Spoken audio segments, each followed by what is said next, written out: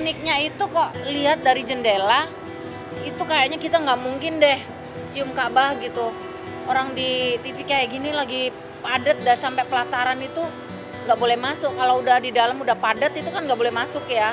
Tapi pas waktu aku datang ke situ, haja gitu, disuruh masuk aja gitu.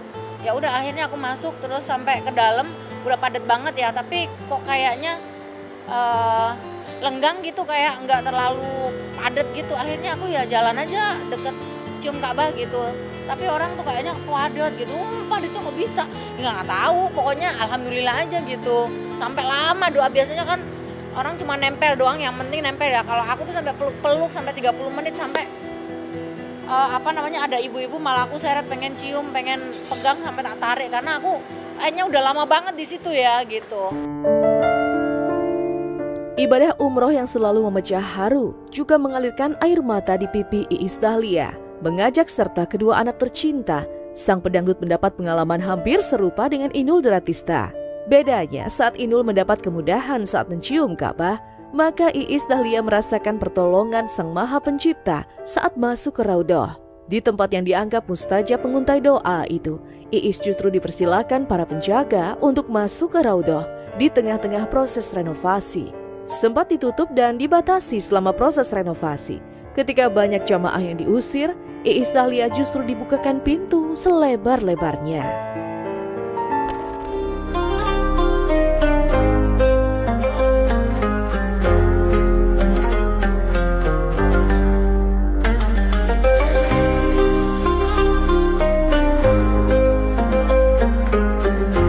Kita bersyukur aja beruntung dapat Raudhah paling depan, karena sebenarnya Raudhah itu lagi dalam renovasi. Banyak orang, banyak jamaah yang sebelum kita tuh banyak yang nggak bisa masuk ke sana. Banyak doa diminta diberi kesehatan untuk anak-anak gitu. Karena kan anak-anak aku kan udah pada dewasa ya, apalagi kakak gitu. Mudah-mudahan mendapatkan pasangan yang tepat, yang sayang sama dia, melindungi dia, bertanggung jawab sama dia. Tangis haru bisa menjejakkan kaki di tanah suci juga menjadi pengalaman tak terlupa bagi Anwar. Sama dengan pengalaman Iis Dahlia, Anwar juga merasa dipermudah dan mendapat pertolongan Tuhan saat memasuki Raudhah. Saat banyak jamaah yang diusir, Anwar justru bisa melaksanakan sholat dengan tenang tanpa gangguan sama sekali.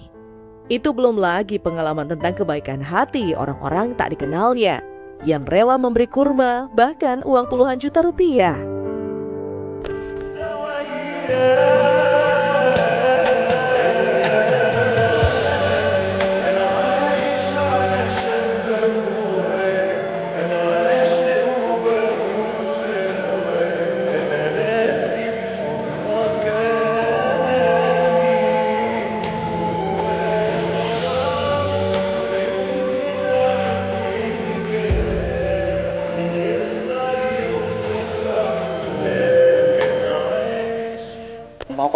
mau kemana, dan banyak banget kemudahan karena kan aku kan ke Raudhah ya, yang taman surga yang di sebelahnya makam Nabi Muhammad Rasulullah kan. Nah di situ tuh itu orang-orang tuh pada diusir. Terus aku tuh tiba-tiba kan kita disuruh sholat ya, aku suruh sholat di situ. Kataku aku nggak diusir-usir, bahkan sampai kosong. Jadi orang tuh cuma ngeliatin aku sholat di sekeliling. Makanya pas aku udah selesai sholat, terus aku kayak gini kan, baru dibangunin, dan bangunnya kan baik banget kayak haj gitu. Aku makanya langsung nangis kayak masya Allah, aku dikasih kesempatan buat, dan itu persis banget di sampingnya makam Nabi. Jadi aku bisa kayak sambil ngelus-ngelus pagar-pagar emasnya itu kan, terus sholat di situ. Katanya kan barang siapa itu tempat yang mustajab banget buat kita minta doa, karena itu taman surga. Terusnya juga bisa dipastikan kalau kita berdoa di situ langsung dijabah sama Allah. Makanya pas udah sampai situ aku udah kayak speechless banget gitu, kayak nggak tahu mau doa apa, kayak aduh kayak ngeblank gitu loh, kayak nggak tahu kenapa tiba-tiba aku lagi di pasar dikasih kurma, dikasih makanan, dikasih minuman, terus tiba-tiba ada orang, aku nggak tahu itu orang Indonesia apa orang Arab, tiba-tiba dia ngasih amplop coklat itu, isi duit 10 juta buat Anwar katanya gitu. Terus aku langsung buka, aku cuma gitu dong, aku kasih mama aku aja, ini buat mama gitu. Itu bener kayak masya Allah banget, baik banget, dikasih air jam-jam sama orang.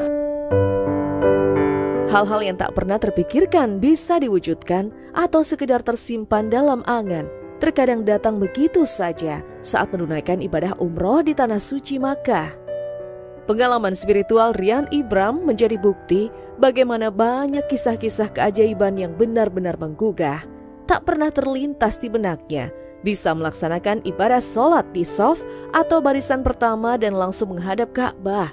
Saat lautan jamaah berlomba-lomba untuk bisa berdiri di shaf pertama, Rian Ibram justru dijaga askar untuk tetap berada di shaf paling depan dan langsung menghadap Ka'bah.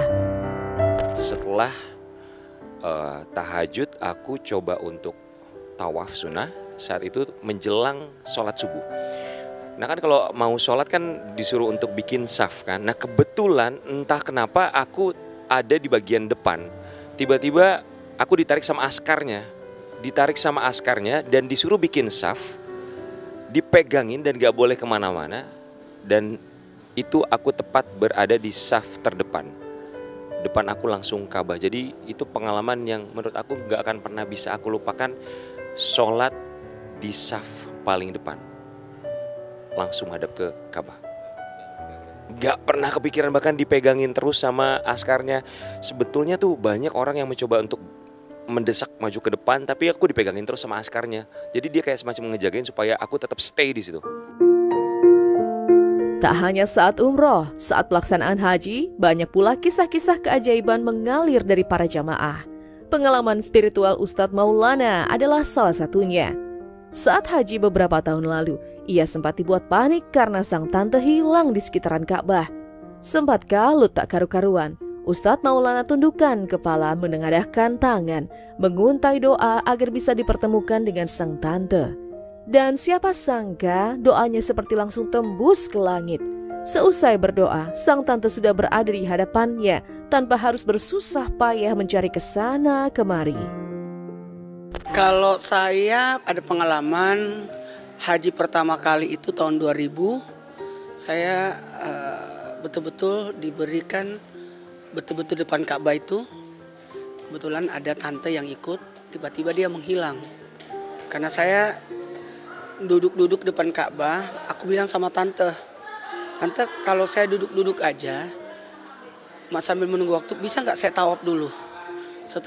Ketika saya tawaf, bulan dari selesai tawaf menghilang, mungkin diusir ya tempat duduknya. Dan apa yang terjadi? Betul-betul saat itu saya cari dan kelihatanlah doa itu luar biasa. Pada saat itu saya berdoa, "Ya Allah, pertemukanlah saya dengan tante saya." Walhasil saya minum air zam-zam, pas turun itu sudah di depan. Itulah tadi kisah-kisah keajaiban lewat pengalaman spiritual yang dirasakan para pesohor selama beribadah di Tanah Suci. Semoga semua umat muslim berkesempatan menjadi tamu undangan di Baitullah. Sebuah pembuka yang manis sekali ya pemirsa, karena kita berbicara mengenai deretan selebriti yang memang menceritakan bagaimana keajaiban yang mereka dapatkan pada saat berkunjung ke Tanah Suci.